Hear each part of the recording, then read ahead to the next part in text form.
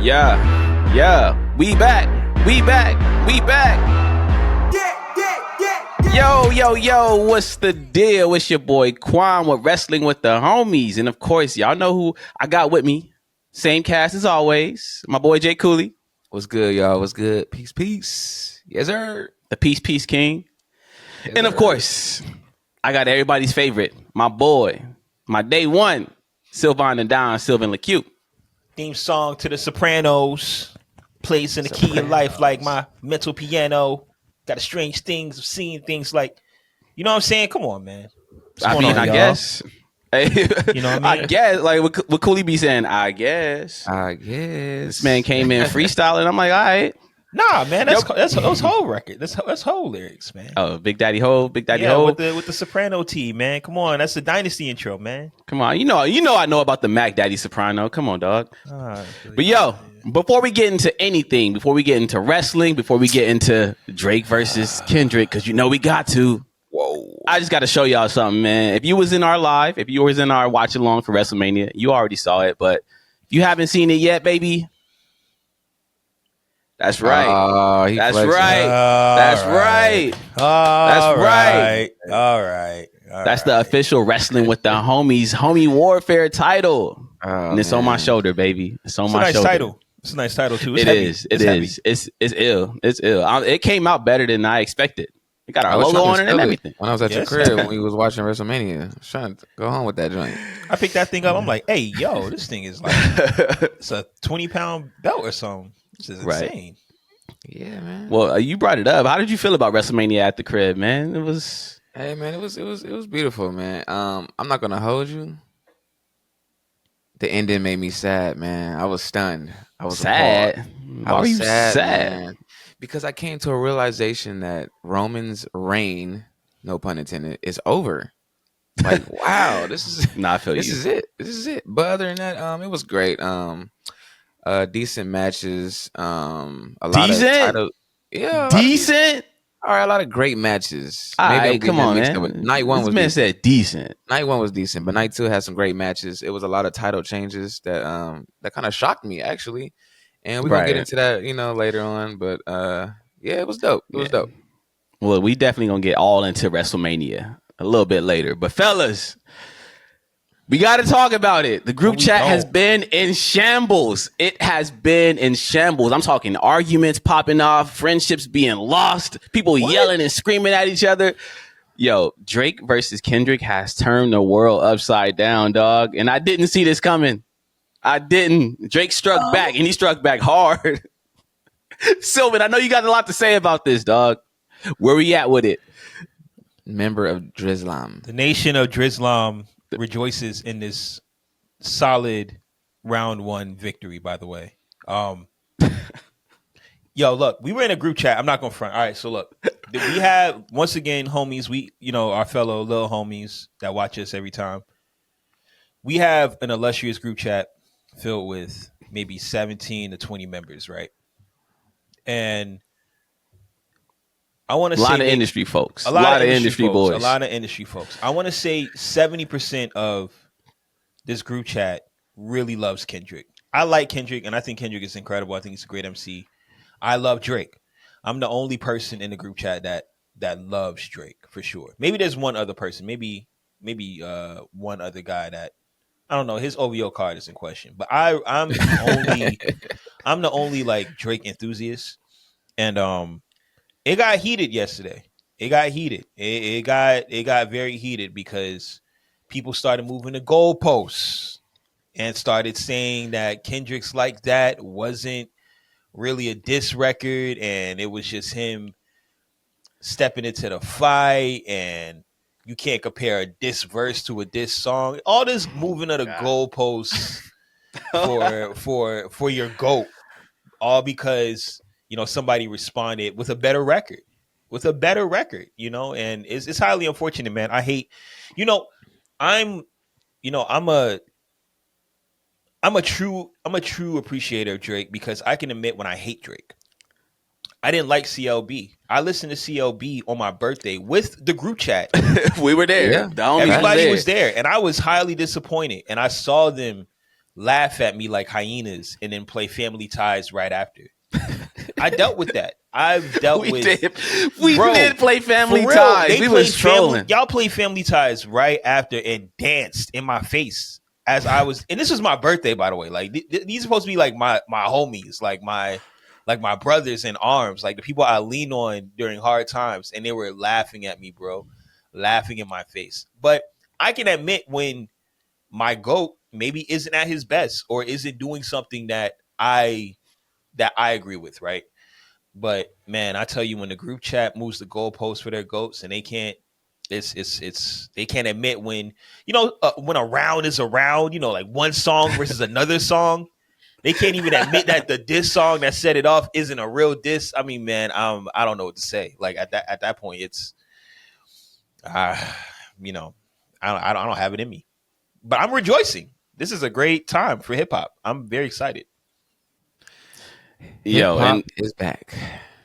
I don't know about hip hop is back. We kind of going too far with all that. Like, let's relax, bro. Hilarious, bro. Common is breakdancing. He is in his 50s. Hip hop is back, baby.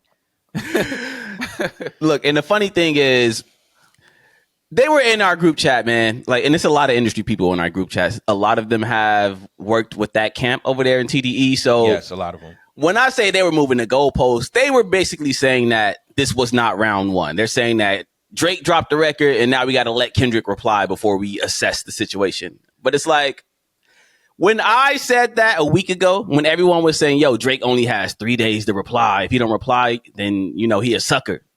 I was like, hold on. Like, that wasn't even a diss like that. He just had a couple shots in there. It wasn't all that. Drake don't have to run to the studio. And it was like, nah, Kendrick is up 1-0. And now that Drake replies all of a sudden, like that wasn't a diss. It was just like, they're contradicting themselves, dog. They're moving the goalpost to support the person they like. And like, I get it, because we all kind of do it. But it's like, at some point, we got to tell the truth about the things we like. We can't just lie blatantly because we like it. Like, let's tell the truth, bro. Drake got him. He up right now. Drake is up 1-0. I'm sorry. He's up. Look, man. It's okay. Look, man. It was so much going on in the group chat. Like, I was checking my phone. I'm getting 300 messages unread. I just couldn't deal with it, yo. I was just listening to Chris Brown's new deluxe album. I was Chris Brown. I was off that, man. This incredible too. Chris the GOAT, man. I will stand up and walk off this podcast. You're man bringing up Chris Brown and a Kendrick Lamar. Hey, man. I like both disses. That's just my stance. I can enjoy what's happening in today's rap beef. That's just me. I get it. I like both. I like but both. The biggest That's loser. the crazy part. They're both good. I just feel, bro. I'm like, yo, you can't. And this is group chat. I know where you going. This is group chat. I'm sorry. This is purely group chat because the rest of the world is the rest of the world, right? In rap and in hip hop, man, you have rounds. Now, you have rounds and you give people the opportunity to best the last round. So Kendrick shot his shots off. Drake came back, and it's a better round. Now, it doesn't mean that Drake won the battle. It just means that he won the round. Now, Kendrick has an opportunity to come back with a better record, which I'm sure he will. And then it'll be like, yo, Kendrick up. And then it's going to be like, well, Drake, what you going to do? So that's battle rap. What can y'all compare these rounds to as far like as a past beef? For example, Nas or Jay-Z, Pac and Biggie, since we're talking about rounds. So for me, like that would be Takeover, because when Jay-Z first released Takeover, a lot of people don't realize that it was mainly shots at Mobb Deep. Like the whole Nas verse, it wasn't even in there yet. It was just, you guys don't want it with Hove. Ask Nas, he don't want it with Hove. No, that was the only thing directed at Nas. But the rest of it was like Summer Jam, Jay-Z exposing Prodigy wearing the ballerina outfit. Y'all remember that, right? Yup. Summer Jam stage. And like at that point, people thought Jay-Z was up. And then Ether came, and Ether kind of just changed the whole dynamic of the situation. But when Ether came, you didn't see people running around saying, well, it don't count yet because Jay-Z hasn't replied to that yet. It's like, no, Ether is the better record. So until Jay-Z comes with a better record, Nas is up. And that's the situation that we at right now. And I hate to say it because I love Kendrick. And I ain't even a Drake fan like that. Like, I don't even like Drake like that. That's Sylvan boy. That ain't my boy. But We all team. right now, Drake is up. So pretty much when you drop that kill shot, that means the beef is over. It's not No even matter what, even if you can reply after that. Because for instance, Pac drop hit him up. That was a kill shot. Biggie never replied until after Pac died. He was throwing shots on the radio, and then he dropped "Long Kiss Goodnight." But it's like it was already over at that point. I mean, hit him up is hit him up, right? And hit him up is really wild because it's just a look. Everybody goes crazy about hit him up, but the reason that hit him up is what it is because it was brash and it was really disrespectful. Right, disrespectful as like hell. super disrespectful, and then big, and it was a big record. Like, let's not forget, like it wasn't just like this one record, like that was on a B side or something. And then Biggie never responded. So because Biggie never responded, by default, Pac took it, right? And so when I even look at the Nas and Jay-Z thing, right? Nas was sending a lot of shots at a certain point, and he was going back and forth with Bleak. And then that turned into Nas dropping like little freestyles here and there, like is he H to the Izzo, M to the Omo, rap version of Cisco. So it's not like it's like Nas was sending shots, and so when Nas sent shots, Jay came back with Takeover, and when Takeover happened, it was people thought Nas can't come back from this, and I remember that. Right, people were like, we don't know if he can come back from this, but he did, and then Ether was the one, and then everybody was waiting on Jay, and then Jay dropped Super Ugly. It was distasteful. It was fire. It was fire, but it was distasteful. It wasn't either. Yeah, and his mom made him basically apologize for bringing in the baby mother, and it was just like, well, by default, that's over. And they sent shots like Jay did Blueprint 2, and then Nas came back with Last Real N-Word Alive, but at that point we realized Nas won, right? But it's too early to declare a winner. But right now, Drake got the dub, man. He got the round one. Look, however, just to play devil's advocate, because I think Drake is up personally. But however, there's always a however. Like that is number one on the Billboard. It is a hit, and at this point, we don't know if this Drake record is a hit yet. So, does that matter at all in this? It doesn't matter to me. It just adds insult to injury. It's just like, hey, yo, this man dish you, and it's the number one record in the country, but it's not like, nah, bro. To me, if you diss me and it's the number one record in the world, I might have to come see you. Like, we got to fight. I mean, but you're not about to diss me and be number one on Billboard, bro. I mean, I think it just adds insult to injury. But what does how many number ones does Drake have? Yeah, you're right. It's like all right, cool. It's like, okay, cool. You got a number one again, finally after 6 or 7 years with My Ops. Like, good for y'all. Happy it's happening. And there's no shade towards Kendrick or anything. But I love Kendrick. I think Kendrick is one of the most profound MCs and probably has arguably the best catalog in hip hop history. Arguably, like no debating. But I'm gonna call a spade. Kendrick is not battle tested. Kendrick has not battled. He's not. Let's just call a spade. Kendrick is not battle tested. Kendrick is not outside. Kendrick goes into monk mode and he comes out with. He said monk mode. Yeah, he does. He goes. Yeah, Lamar Park doing push-ups. Yeah, he goes into monk mode and he's one with his spirit, and he comes out with some of the most incredible bodies of music that you could ever digest. But he's not outside. Drake is outside. Drake is battle tested. Drake has put up. For all intents and purposes, the things that we Sylvan really love Drake. Listen to this man, bro. Bro, Jesus Christ. You're turning me on Drake right now. Like I don't even know if I like him anymore. Look, I think Drake's catalog is highly inconsistent. I think he's been dropping very mid to subpar albums for the past 8 to 9 years.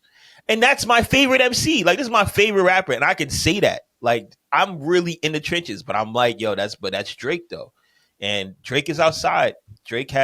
He's battle tested. He's gone against for all the things that we clown Drake for. It's like, well, he's the most hip hop in this conversation. You know what I mean? And a lot of people don't want to give that to him because of all the unfair criticism, and I get it. But Kendrick ain't outside, bro.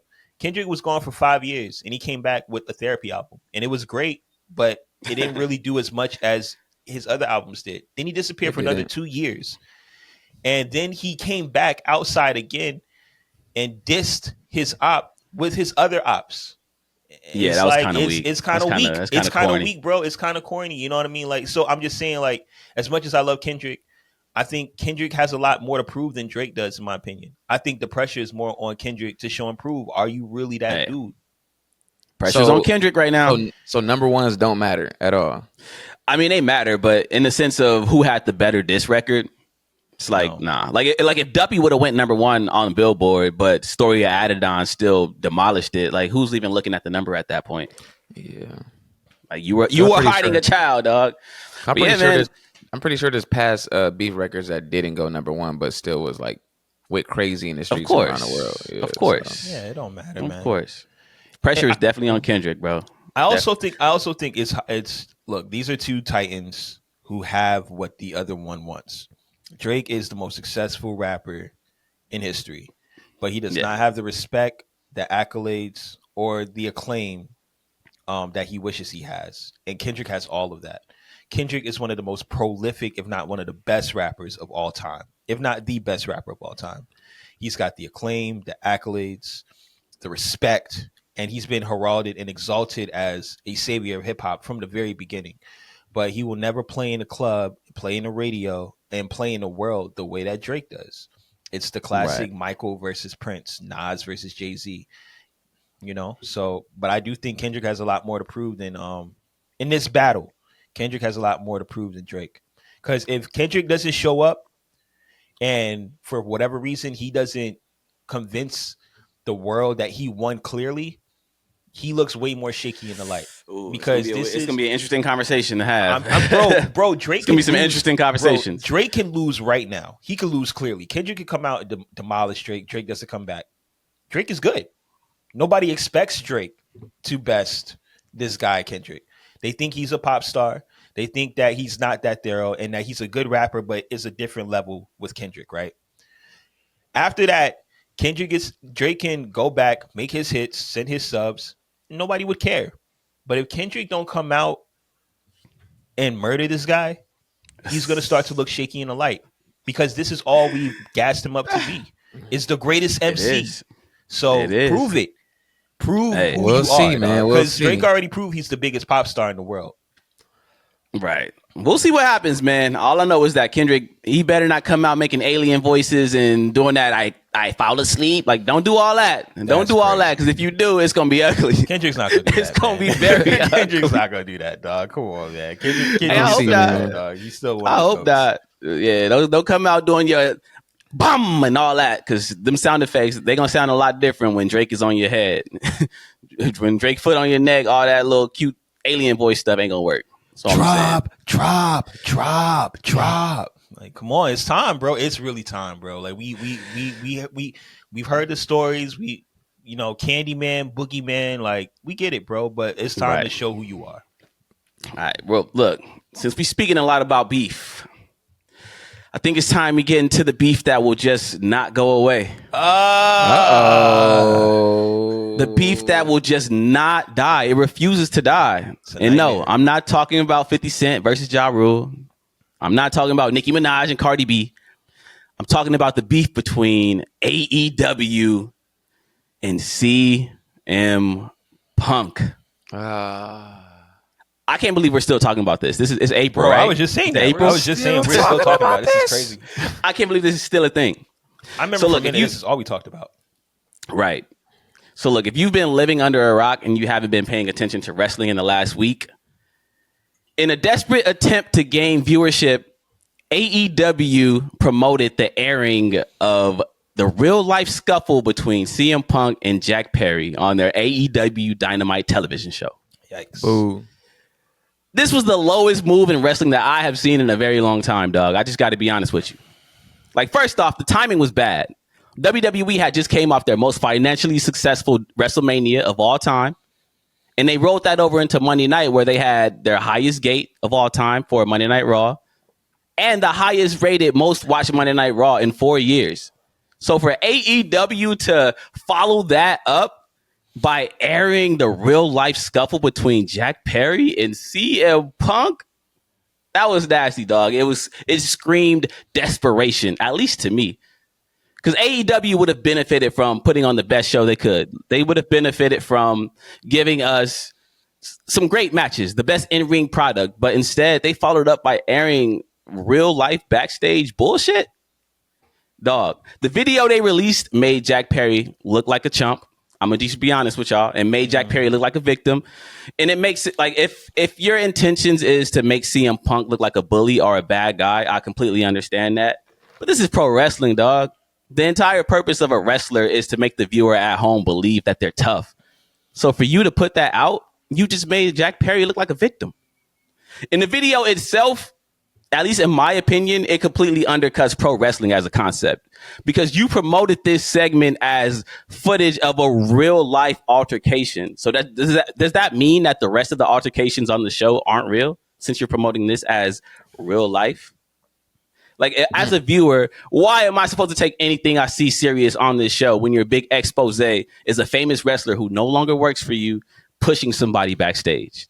I'm supposed to believe these violent beatdowns and John Moxley bleeding everywhere, but I'm also supposed to be appalled because of a real life backstage fight between Jack Perry and CM Punk. Does that make sense to y'all? Because it don't make sense to me. Like, it doesn't make sense to me at all. And my biggest problem with this is that AEW can't build towards anything involving these two people. Because when I watched that segment, all I wanted to see was CM Punk versus Jack Perry. I'm pretty sure Cooley and Sylvan watched that segment and they wanted to see CM Punk versus Jack Perry.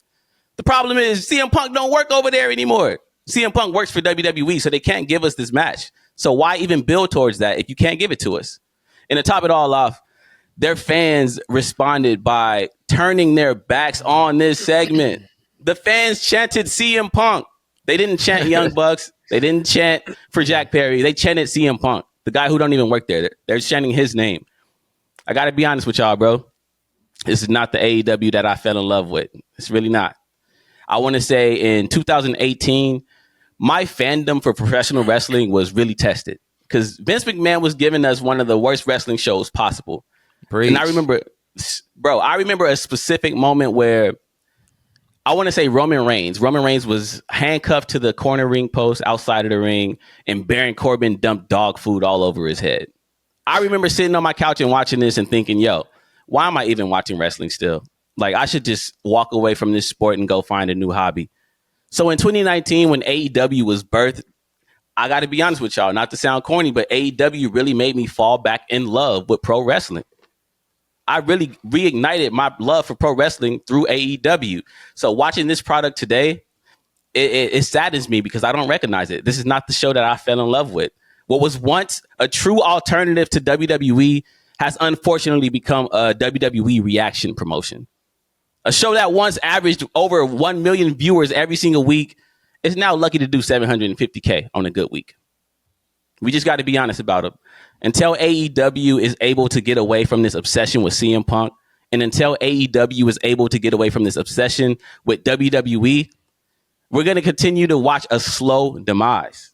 AEW is self-destructing by making the same mistakes WCW and TNA made, which is focusing way too much on WWE instead of focusing on themselves. And unfortunately, if they continue down this path, if they continue to lose viewers, I really don't know what capacity AEW is going to be around in, like, for the long shot. So, Tony Khan, that was nasty. That was low. That was very Vince Russo-ish.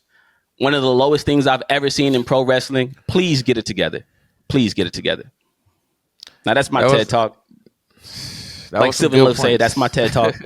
Yes, sir. That was some good points. That was some very good points because it's not really looking good for AEW, man. I agree with you, Qwan, because I had to sit back and think about this for a second, right?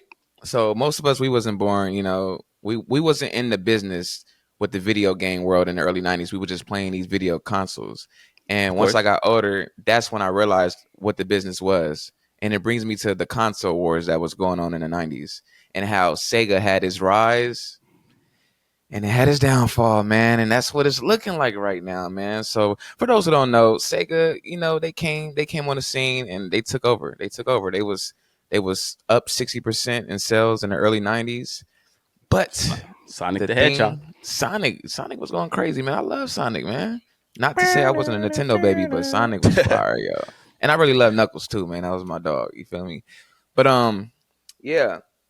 But the thing about Sega was they kept focusing on the wrong product and not creating a better product. They kept, focusing on one thing, and that's what Tony Khan is doing. He's focusing on WWE, CM Punk, and not focusing on his own company. And it seemed like from 2018 to now, their mindset has shifted from visionary to reactionary, and that's what's messing them up very bad. They lost their creativity that got them to the top, and now it's a downfall from here, man. It's nasty. It's nasty work. And what 98 when Sega dropped Dreamcast. What happened? One. It's a great console. Great console. Great console. But it was there was out of there after that. It was too late. Yeah. It was too late. You was competing against PlayStation 1, which dropped, and it changed the game. And once you guys dropped Dreamcast, it was too late. We had the CDs already. We had the CD console, and then PS2 dropped. They was done. It was a wrap.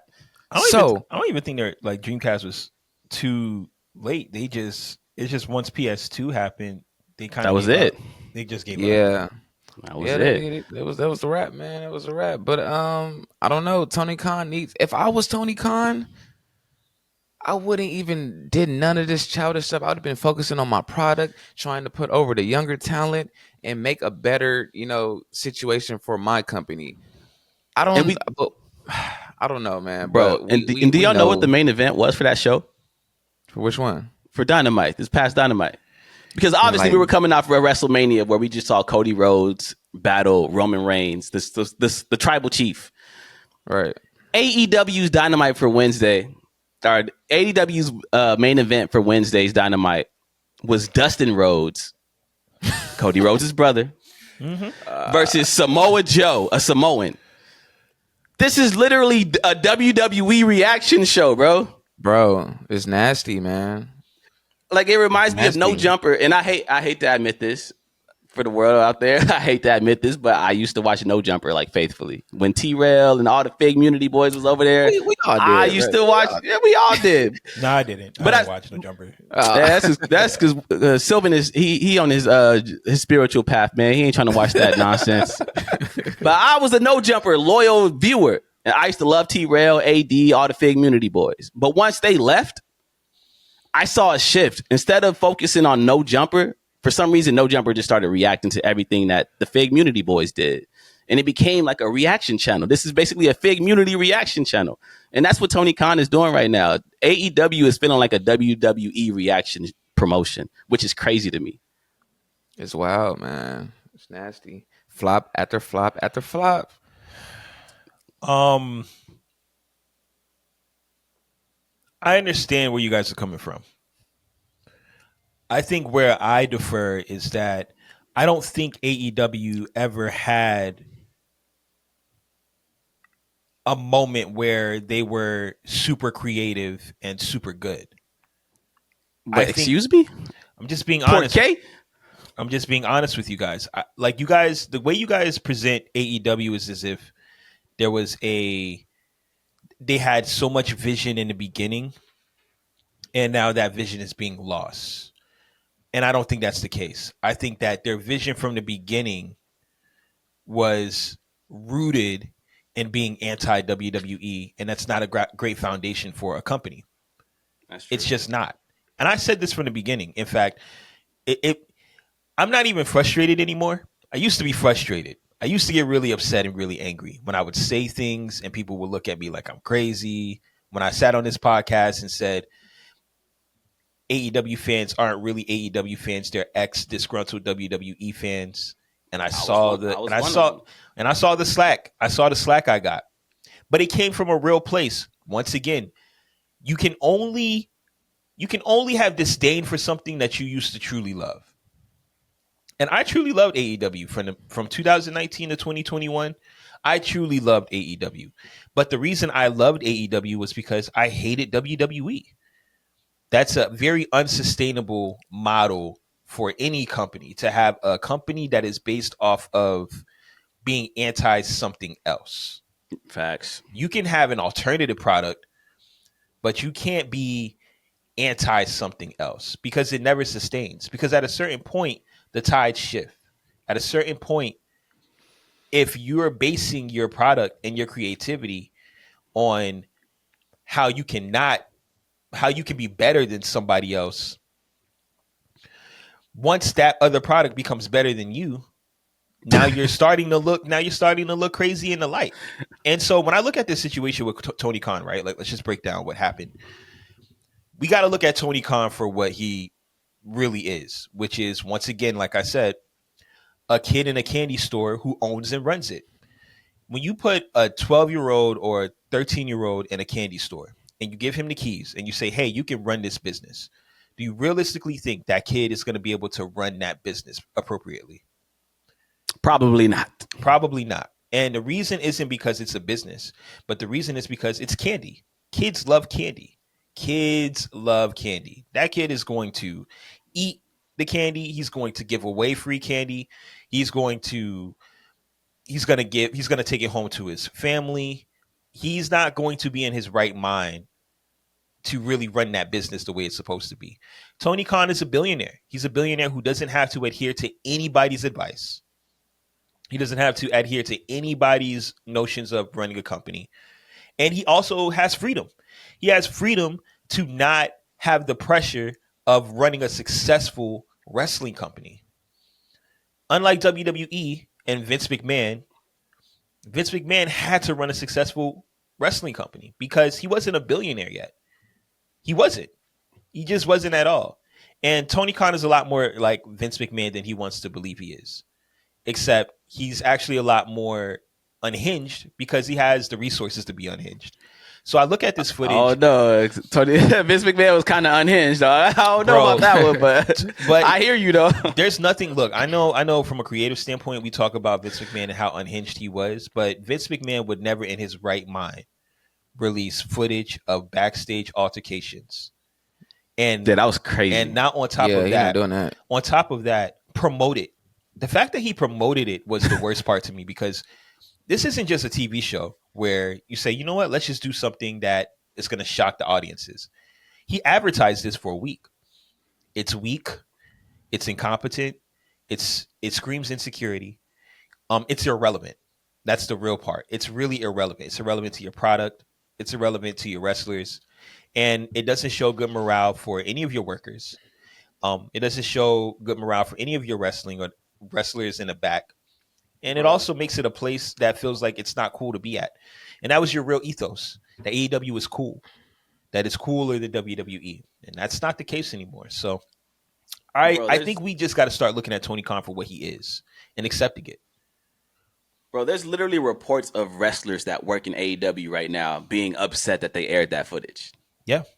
Like there's wrestlers that are disgruntled because they aired this footage. This whole anti-WWE campaign that AEW is on, I don't think they understand that it's counterproductive. This would be like, if I'm a rapper, right? I'm a rapper, and I know that you love Drake.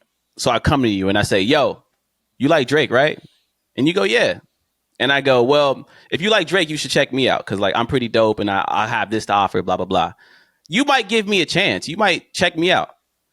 But if I'm a rapper and I come to you and I go, hey, you like Drake, right? And you go, yeah. And I go, well, Drake sucks. He's trash. Like, watch me or listen to me instead. Are you going to really give me a listen? Like, truthfully, are you really going to give me a listen? You're probably going to be like, nah, bro, get out of here. Like, you're basically telling me that what I like is bad. So I'm not going to give you a chance.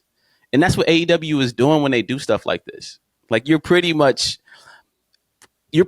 telling an entire portion of fans to not watch you.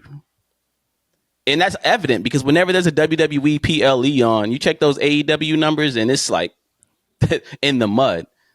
Whenever there's a WWE show going against an AEW show, you see those AEW ratings fall because people flock over to the WWE side. Yeah. So instead of trying to be anti-WWE, instead of trying to be counter-programming, just be yourself. Just put on a great wrestling show because that's why I fell in love with AEW, the wrestling. I remember when AEW landed CM Punk, unfortunately, and Bryan Danielson and Adam Cole back to back to back, and we're doing 1 million viewers every single week for like weeks on end. I remember that. I was right there. I was a fan. I'm still a fan. I still root for y'all, but we got to get back to that. We just signed Mercedes for 10 mil. We just signed Okada for 5. So let's showcase them and get it rocking, man. Why are we focused on CM Punk when he don't even work for this company anymore? This AEW doesn't have an identity. I've said this before. AEW is just a bunch. Like, think about the main event of last week's Dynamite.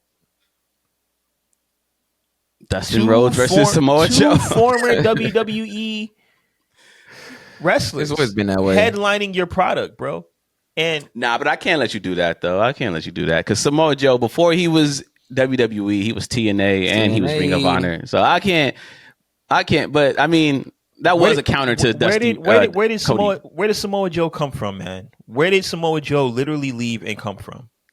From WWE, bro. Where did Dustin Rhodes literally leave and come from? WWE. Where did Jon Moxley literally leave and come from? WWE. Where did Adam Cole literally leave and come from?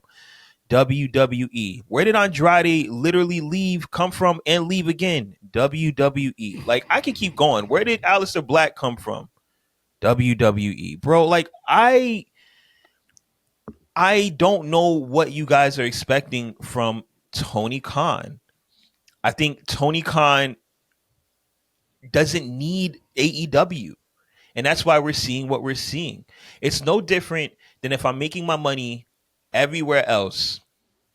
I'm making rap money, I'm making podcast money, I'm making all this other stuff money. And I decide, you know what? I really like Legos. I like Legos a lot. I like Legos so much that I'm willing enough to start a Lego company. Now, I don't need this Lego company, but I'm going to do whatever I want with this Lego company because I have the money to dump into it. Now, I don't have to be passionate. I could be passionate about it, but it doesn't have to work for me. This doesn't have to work for Tony Khan. He leaves, he's a billionaire. And that's what we're seeing. You can't really expect a guy who doesn't really have a wrestling background,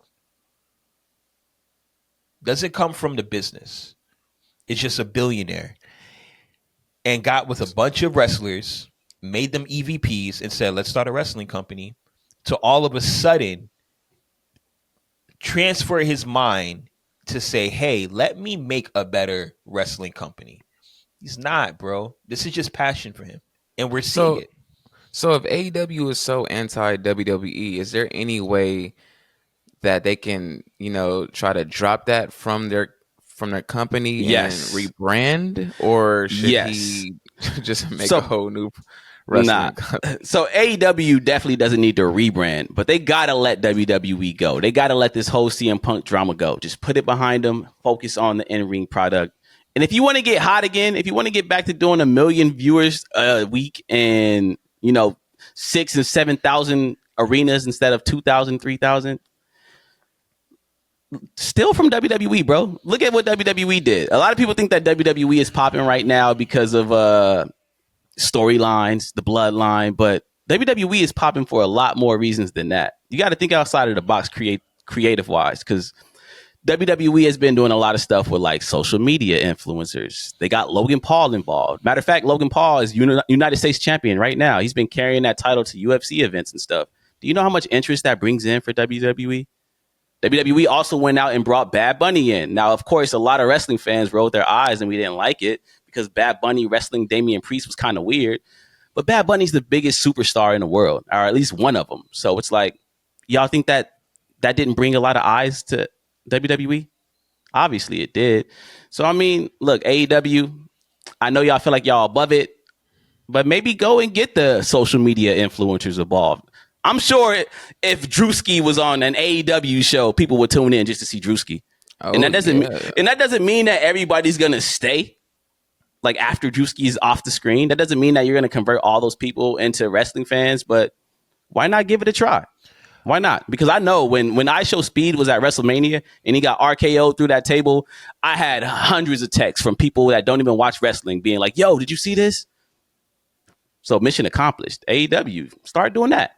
I'll pull up Kai Cenat so fast if I was Tony, man. What? And Tony got so much paper. He just paid somebody $10 million. Didn't he just pay like $7 million for a theme song or something for like the Briscoes or whatever? Like, hey, that's insane. Send Kai Cenat an invoice, bro. I'm sure Kai Cenat will be on AEW Dynamite tomorrow. So Qwan, even if it's a one-off. So, Quan, would you use Drewski as like a Paul Heyman type of guy or what? Nah, so I would make so Drewski is obviously a joke. Like he's a funny dude. He's a jokester. So I would just use that to my advantage and have him do something funny. But why not? Why not put it on TV? It's working for WWE. I don't agree. I think their problems are way bigger than trying to get influencers and people to watch the product. I think that they have made attempts to do that in the past. We saw it with Rick Ross. It was working though. It was going viral every week. It was. We've seen that. Why'd they stop? Well, I don't know why they stopped. I can't put that on them, right? But I think the problems are bigger. The problem AEW has is that they're not differentiated from WWE. I know we like to think that they are. I know that we like to think ideally that AEW is the alternative product to WWE, but it's not. It's really just WWE light with long 20-minute matches. It really is. And that's fine. It's not fine because it's not a real alternative. WCW was a real alternative from WWE. That was but it wasn't though. It was not. It was the only thing WCW was offering that WWE was the cruiserweights. But when you watch WCW, it was still the same type of programming, same type of storylines, even a lot of the times the same wrestlers because people were just jumping back and forth. It wasn't really an alternative. They were just doing what WWE was doing better at the time. Until they weren't for years. Right. WCW wasn't doing what WWE was doing better. WCW was creating an entirely different environment than WWE was having. That was a real alternative product. It felt realer. There were realer storylines. There were realer situations happening. This is not true, bro. What years are you talking about? Yeah, what year? Did you watch WCW? Bro, because I do. I did. I'm literally referencing Monday Night Wars, the beginning of the NWO. There was a real reason why when WWE was doing cartoon programming that people weren't watching the product anymore because WCW had realer storylines, had realer situations going on, had the NWO. It was a real alternative product. So the thing about the NWO is that WCW pushed it as if like Hall and Nash weren't actually under contract and they were just coming from the other TV show to like invade. And that's kind of what you're referring to as the reality of it. So I feel you. I get where you're coming from. Yeah, and then WWE had to do something about it. So they stole ECW's playbook and began creating their own product that could rival that because at a certain point it was like, well, we gotta compete. When I look at AEW, I don't look at a product that's trying to separate themselves from WWE. I look at a product that's pompous and saying we're better than you. And the problem is that you're not. So when you're trying to sell a lie, this is all marketing, right? When it comes down to basic marketing 101, right? The belief is that you take your product and you market it to people who believe in what you're telling them, right? You create stories, you create narratives that allow your audience to say, you know what? I buy into what you're saying and I'm going to invest more into that product. AEW's whole entire marketing plan has been we're better than WWE. The problem is that that's not the case anymore. So much so that their own fans and their own product are their own fans are starting to believe, hey, you know what? I don't think this is a better product than WWE. So when your marketing campaign fails, then you need to start thinking about, okay, what can I do to convince people that AEW is a better product? And the only way to do that is to create a product that's completely separate from your competition, not a product based off of, hey, we're better than you. So what do you think that looks like? In my opinion, and I'm just going to be completely honest, you have to take the hard road. Tony Khan does not want to take the hard road. You have to. So what does the hard road look like? The hard road is investing in Let's fix AEW right now. The hard road is investing into your day one talent. It's the homegrown talent. The hard road is building real storylines and building real homegrown stars. The real work is making sure that you're not mentioning WWE because they don't matter in the grand scheme of the product that you're trying to build. The real if you're all elite wrestling, then your focus should be on who are the best wrestlers in the world and who deserves to really win this championship, right? In my opinion, you don't really get any cool points by investing your resources and talent and effort and energy into ex-WWE stars who are well past their prime and are overcharging you because of the work that they've done for the past 10 to 15 years, while your prime young stars who maybe built your company are sitting around and catering, wondering, well, what am I going to do now? Because 9 times out of 10, those guys are going to feel abandoned, and then they're going to start going back to where they came from. So I just feel like if you're really serious about differentiating your product and making a product that stands on its own, you're going to have to take some bumps and invest in your hardcore, in your day one homegrown talent. And it's going to be rough for a couple of years. But in a couple of years, bro, it's going to pay off. It really is. But we see Tony Khan and what he's doing, taking shortcuts. How can we make another announcement? What ex-WWE star can we sign today and give them an exorbitant amount of money for them to draw nothing? Like, we don't even talk about Edge. Nothing. Bro, we haven't talked about Edge in 2 months. I don't even, like how is this progress? How is this really, like, rivaling WWE? That's what I would do. And I actually want to apologize because when Edge had first came over to AEW and it wasn't going too well, I spoke on this podcast about it, and I said that Edge in the AEW was flopping like James Harden. But I want to apologize right now to James Harden because James Harden got the Clippers rocking, and Edge, he over there just, running around. He's running around like he's pocket 96. It's looking bad, man. In 10 years, in 10 years, is AEW still around in the same capacity? Yes. Yeah, they are. In the same capacity, the number 2 promotion in the U.S.? Yeah, they're just going. And right now, look, I have no hope for AEW. And damn, I don't have any hope for AEW. And the problem is because of Tony Khan. I think Tony Khan is a very immature person. And I don't think this is about wrestling. I think this is about him. And so when I see in the next 5 years is them settling into what they really are, which is an over-glorified indie promotion that is doing their best WWE rendition. And I don't see them doing arenas. I see them doing halls, maybe 2,100, 2,300 halls. I don't think they'll have their TV deals too much longer with TBS or TNT. Damn. I think they'll end up going with another company, and they'll still have TV time, but it'll be with another network. I think they'll still do their pay-per-views, but their pay-per-views will be done in arenas. And I think they'll just be a strong number 2. So if you're not over at WWE, you can always go to AEW. But I do not see AEW evolving or becoming better. I actually see them declining and settling into what they really are. It's tough. It's really because of Tony Khan. It's only because of Tony Khan. If this was any other leader, I would have hope. But I think Tony Khan doesn't get it.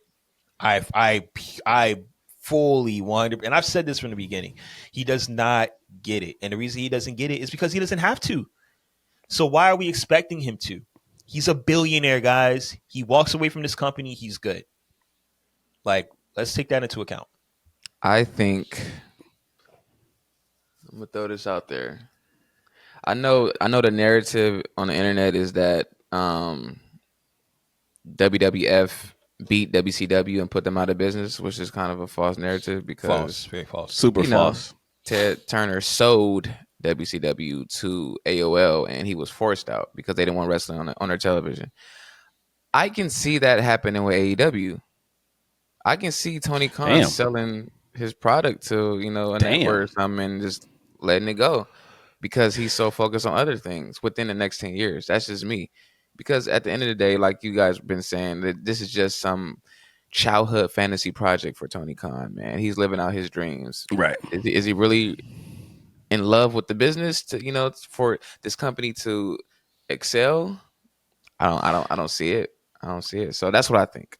I think he loves the business for sure. Like I think he clearly loves the business, but I just like from a realistic standpoint, I don't know how long AEW can sustain at the current capacity that it is. Cause like this is a company that's paying certain people like 10 million, 5 million, 7 million.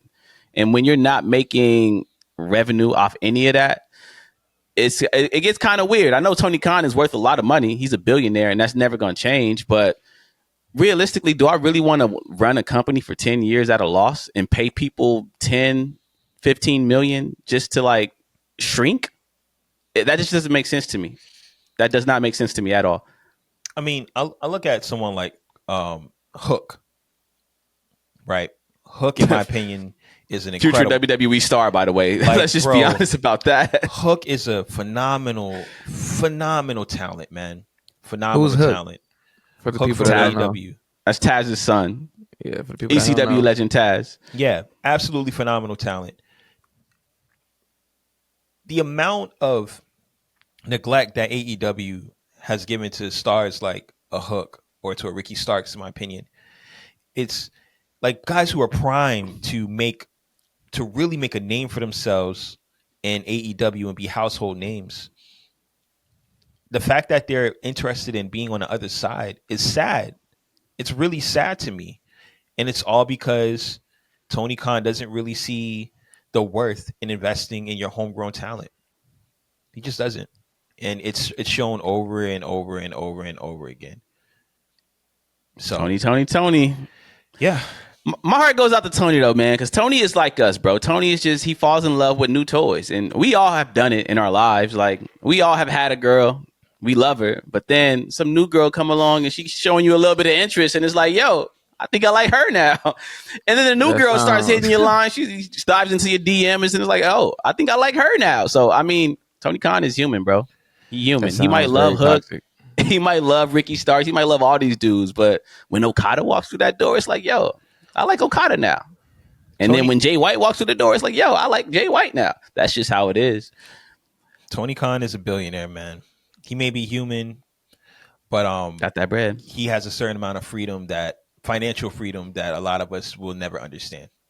So I wish him the best. I wish everyone over at AEW the best. This is not I'm shocked that he did this, that he released this footage, but I'm not surprised.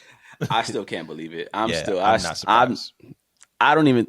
And the funny thing is, like, the dirt sheet writers who love AEW, like the Dave Meltzers, and they were even like, yo, why'd you do this? They were even perplexed. They were confused. This was a black eye for AEW. I got to be honest. This was a black eye. Yeah, man. That's tough. And the ratings barely bumped. They did like 820K or whatever. Like, that's their average. So this did nothing. Did absolutely nothing, dog. But I want to hear from the people at home, dog. How did y'all feel about CM Punk or this footage that Tony Khan released on his program? Is all fair in love and war, or was this too far? Because I think it was too far. And how should AEW respond after this? Should AEW just apologize like J. Cole? Should they say sorry and just move forward and never mention WWE or CM Punk ever again? Like, I don't know. That's cool, man. Let me know in the comments, though. And please, like, if you haven't already, like the video and subscribe. Because we be getting a lot of comments and a lot of views, but they don't be liking all of them. So make sure you like. Hit the like button. Smash that like button, please. Do it for me. Do it for me. If you want to be Homie War for a champion like me, you see it, then hit that like button and subscribe. That's cold, man. Coming for it. Shouts to J. Cole, man. How did y'all feel about him apologizing, by the way? What was that? What was that about? Because he caught some strays from Drake. Drake definitely threw some strays at him. Like, why'd you do that? From a spiritual standpoint, it's understandable because you know, you got to align with your higher ups. You know, all praise to the most. But it's embarrassing because you took this past 5 years doing all these future runs, all this, I'm top this, I'm top that, and then when the smoke comes to you back out. So he got little, bro. I know. Sylvan was giving him some grace in the group chat, and yeah, I mean, it's a two-sided coin, right? I think that a lot of times as humans we play with fire, right? And what I mean by playing with fire is we see something that's alluring and we want to, deep down, we don't really want to indulge in it, but like a part of us wants to know what it might feel like, right?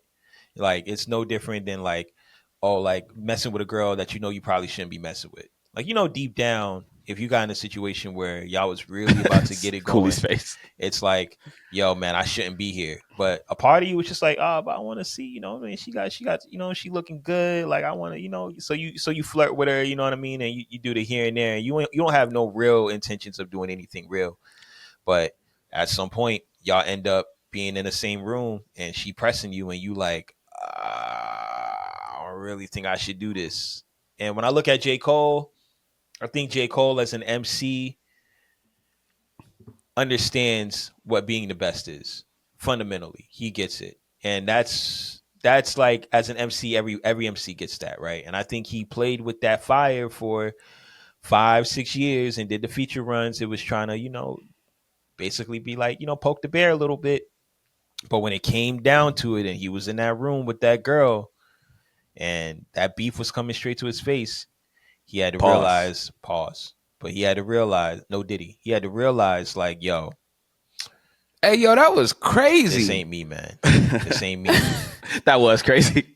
That was crazy. Yeah, it was crazy. Look, I love how graceful y'all are being to J. Cole. And I love J. Cole. But I ain't trying to hear none of that.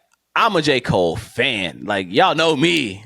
I waited outside for J. Cole's Dollar in the Dream show for like 7 hours with the homie Swizzy. Shout out to Swizzy. Yeah, they left me, by the way. Nah, you was there, but you was scared to cut in line, bro. Security was on you. He was on you. Yeah, man, they was looking at me. I'm like, oh, damn. Incredible show. And J. Cole and Kendrick Lamar actually shared the stage at that show, which is probably going to be the last time we ever see that. So, yo, shout out to me for witnessing that. But J. Cole kicked out of my top 5 forever. I don't ever want to hear J. Cole near anybody's top 5. I don't even want to see the number 5 next to J. Cole. Matter of fact, he should just erase that number from his vocabulary.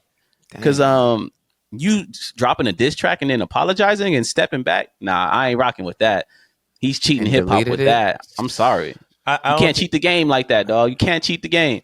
I think he just fed into it all, man, and it's unfortunate. I think he just had 2 weeks of moving really terrible. I'm glad look, at the end of the day, choose yourself over everything, right? So I'm not mad at him for choosing himself, gang. but in hip hop, man, it's gonna be an asterisk forever, bro, forever. So he might as well drop the fall off and beat it. Go raise your kids, right? You know what I mean? Because it's over, dog. In terms of that, it's rules to this, baby. Space, it really is. Yeah, he already up there. He like what, 40? I'm about to be. I mean, I don't care how long you rapping, man. Like, you can rap forever, bro. Like, right. Ross 48. But nah, dog. It's rules to this, man. I'm sorry, but J. Cole, it's rules to this. If we about to get into a fight and you go, you know what? I don't want to fight you, bro. Let's just dap it out and hug it out. I'll respect it. But if you smack me in the face and then say, wait a minute, I don't want to fight anymore. Nah, gang, I ain't rocking with that. I ain't rocking with that. And that's what J. Cole did. So J. Cole is booted out of my top 5 forever. I love him. His music is still incredible. But top 5, I don't ever want to see a 5 next to J. Cole again. 50 definitely ain't top 3. We ain't even going to say the number 3. Yeah, 50 would never, ever in his life. Ever in his life. But you know, J. Cole got